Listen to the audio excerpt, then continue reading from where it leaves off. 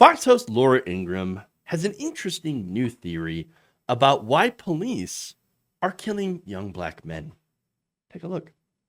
Now, they want to nationalize the police force. Alan, really quickly, young black men today are being told over and over again by a dominant media, a corporate media, that if you're pulled over by the police, they're going to shoot you. Are they not being told, basically sending that message to young black men, that you're going to be shot if you're pulled over, so run, leave, speed away?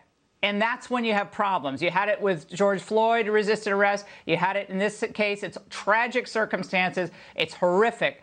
But they're running away, maybe for a warrant, but they're being told they're going to be shot no matter what, correct? Yeah, that's very much so correct. And that's part of a Marxist propaganda tool that the left is using.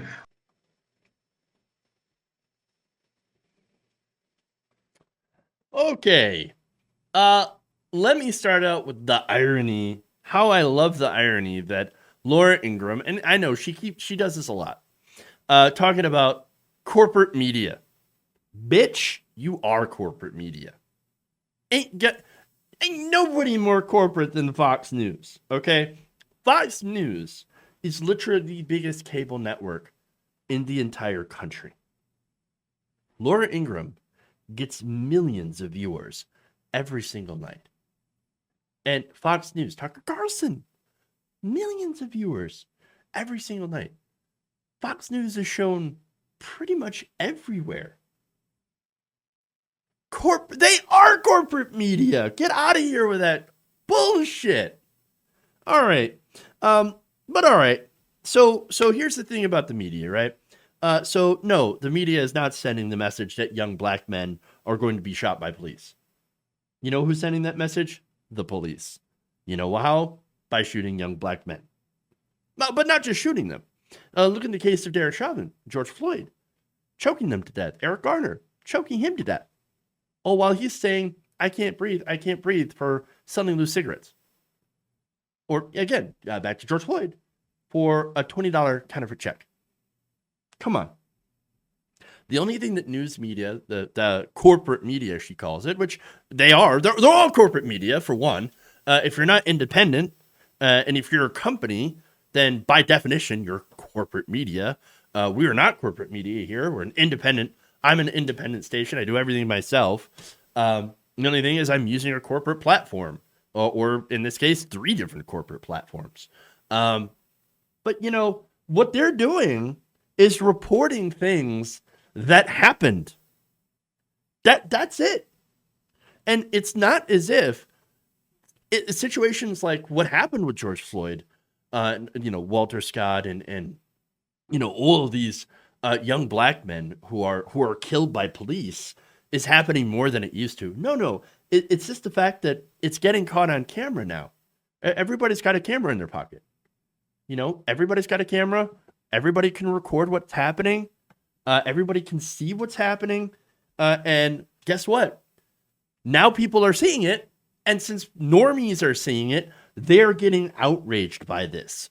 But understand that this has been a situation that has been going on in black communities for decades, even hundreds of years. All right. Seriously. And you wonder why, of course. Because guess what? News originally didn't want to cover it. And when they did, it was usually in the context of police apologia. They never wanted to tarnish the boys in blue because police were so well regarded by normies at the time. But of course, with the cell phone footage and the movements that are affirming that basically black communities at this point in time are essentially under siege by police forces that act less as protectors and more as of an occupying force, like it's if they're in Fallujah or something, then hell yeah, normies will see that and they are going to get radicalized by it. Because they don't have that situation and they never would have believed, they never would have seen it with their own eyes. And not in their communities. But now they see it happening in the black community and it pisses them off. And it's good. Because if you don't see these videos and don't have a human reaction to George Floyd begging for his mother as he's running out of oxygen, or Walter Scott being shot in the back, or, any of these police shootings and killings And look, Walter Scott, for example, also got shot in the back and then had a taser planted on him. Then if you don't have some sort of human reaction and say that is fucked, well, then there's something wrong with you. These are obvious cases of police doing bad things. Okay. But it's not the media's focus on these videos going viral that causes black men to run from police and fear being shot by police. No, in reality, this is good explanation of as to why they run in the first place, of why they're fleeing police. Okay, Ingraham, what she's doing is turning this into a chicken or the egg situation, right? And blaming the media and saying, well, obviously the media is telling you that cops are going to kill you and that's why they run. No, this has been happening a lot longer. In reality, these communities have always known, do not trust the cops, and they're not on your side. Okay? And here's the thing that frustrates me. I was a teenager once. A lot of us were. Okay? Oh, well, not a lot of us. All of us were. Unless you already are. And if you're younger than a teenager, then you probably shouldn't be watching my show. But as a white teen in a very white town growing up, running from the police was actually considered a rite of passage for a young person, for a teenager. You know, they used to. I remember the parties out in State Land, right? And then the cops go bust it up, and you know you'd have teenagers, white teens, running off to the woods carrying 40s. You know that was when we grew up. Now you got those same types of people. Those same people, now when it comes to a black teenager or a black man running from police, if you dare run from a cop, they now think it's totally justified for the police to shoot and kill them because they decided to run away. No, it's absolutely ridiculous. Total hypocrisy. And really, it's indicative of a two-tiered justice system in this country. The same people also defend Ashley Babbitt, the MAGA rioter who was shot and killed by police, by involving yourself in a violent insurrection attempt. It's funny that they're not back the blue on that. And it really makes you wonder why. That is, unless you already know the answer, unless you already know the reason, it comes down, in this case, of Fox News, blaming black people for their own murder.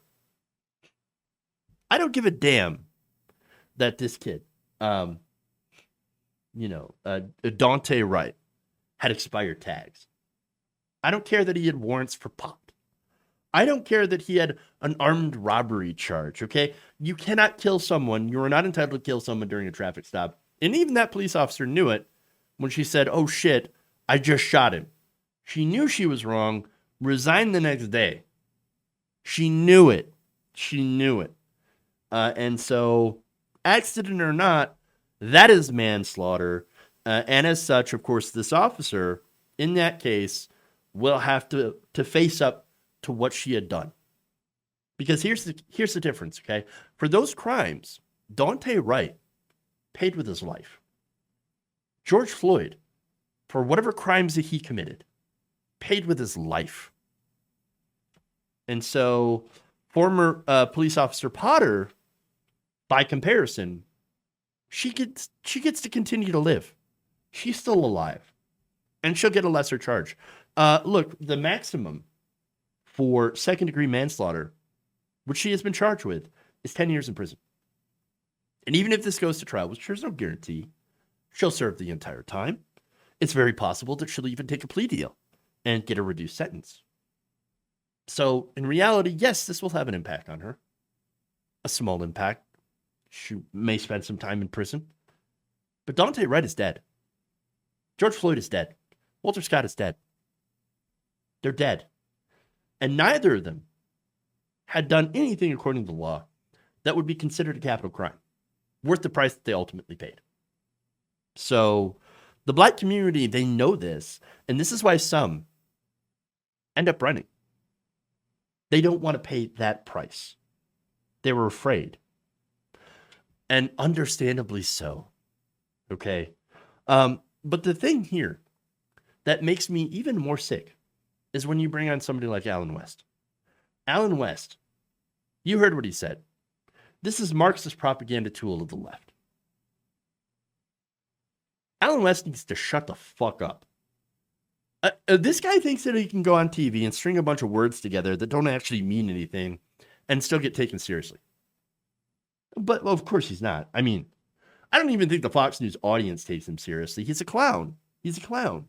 What he's doing is that he is paid to primarily tell a white old audience who, if they had the chance, would not allow Alan West to sit next to him at a lunch counter, that this is all black people's fault. Really. It's all the Marxists' fault. It's all the Marxists, which is hilarious because Marxism has nothing to do with any of this. Marxism is the labor theory of value. It's an economic term, really, an economic philosophy that really makes no sense in this context. You might as well replace that name with the Marxism with banana. Okay, this is a banana propaganda tool of the left, and it makes just as much sense as what Alan West said right there. But the guy knows what gets him paid. He knows who butters his bread. He knows the audience has an almost Pavlovian reaction to the word Marxism. And it's also lazy, which, again, is the entire argument. Okay? Fox News has billions of dollars for their programming, and we end up getting this kind of garbage. Do better. Because at this point, it's just embarrassing.